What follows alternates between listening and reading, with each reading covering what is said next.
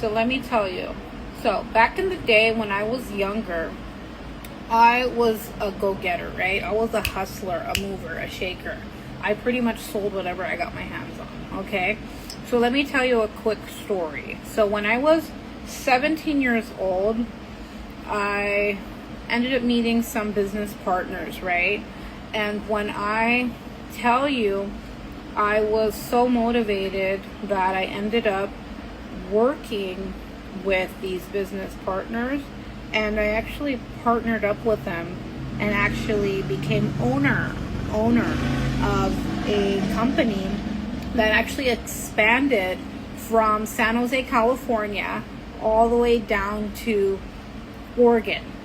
And at this time, I am literally, I believe, like 18 and a half, right? About 18 and a half. When I end up moving to Oregon. And so when I ended up moving to Oregon, we started in one mall. And if you guys know, if you're in Oregon, I was that girl that owned the kiosk in the mall, Medford Mall.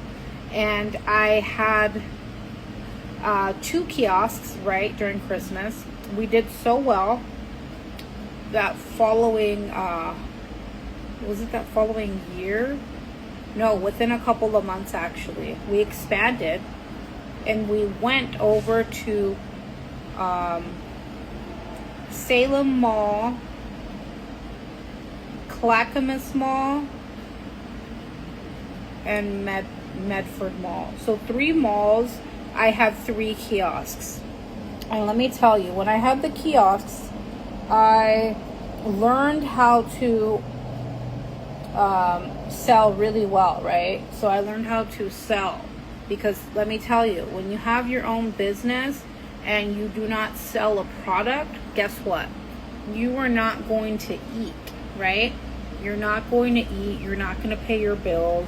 You're not going to have any money for anything, right? Because it's your business. So not only did I learn to be really hungry for something and really push myself to the extreme, I was able to really shift my mindset into really loving the fact of being a business owner. And so after that, my business partner ended up fleeing the country. He left me with no money. He took my money, right? He took all of my money. We had business bank accounts. He was the accounting, and he just took all my money and left the country. And after he left the country, let me tell you, after he left the country, he left no money. I was left behind with the businesses. At the time, I was training a couple people to be salespeople, right? To run my kiosk while I'm not there. Not only was I stressed out because I felt like I didn't have a safety net because all of my money was gone, but the simple fact of thinking, like, should I go back to California or should I stay in Oregon?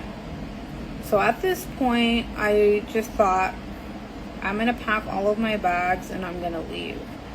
So when I thought about that, I said, I can't do this anymore. I felt alone. By that time, I believe I was like 20. I was like 20 years old. And this was, I believe, the winter time. No, it wasn't. It was early spring and business was getting a little bit slow. And so I just remember feeling alone and feeling like, what's gonna happen, right? And so things were shifting.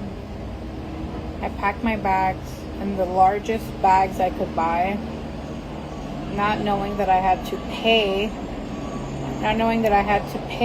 for my luggage on the airport. And so I'm over here weighing my stuff, right? As I'm in the Oregon airport, I'm weighing my luggages. I went over capacity. and I ended up having to throw all of my clothes away in the airport because I can only afford one luggage. Wow. So thinking about where I came from and how I got over that situation, I was like, I'm just so grateful to be in this business I'm in today, because I would have not been in that situation if I've known financial literacy, number one. And number two, if I had the mindset to keep pushing forward to run those businesses like there was no tomorrow. And number three, I learned a lot from that situation. So I know now you always have to have ownership and take the lead on everything. Do not have fear when there's risk that you see. If you see something that's risky, sometimes you need to look at it in the face and say, hey, you better get it together, right? So just wanted to say that, but I have to get off because I have a call at 2 p.m. Pacific Standard Time. And if those of you are on the East Coast, because I have a lot of people on East Coast and Central Time on my Instagram, you know that you guys are ahead. You guys are ahead of the game. It's like late for you guys. I know in Texas it's 2 o'clock, and in East Coast it's 3 o'clock. Wait, 4 o'clock and 5 o'clock, I mean. Alright, toodaloo, gotta go train my agent to make another superstar to make that money. Let's go.